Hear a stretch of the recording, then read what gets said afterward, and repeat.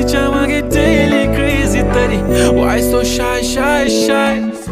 सुंदरी सुंदरी तुझं नाव काय आहे, तुझं गाव काय आहे ग.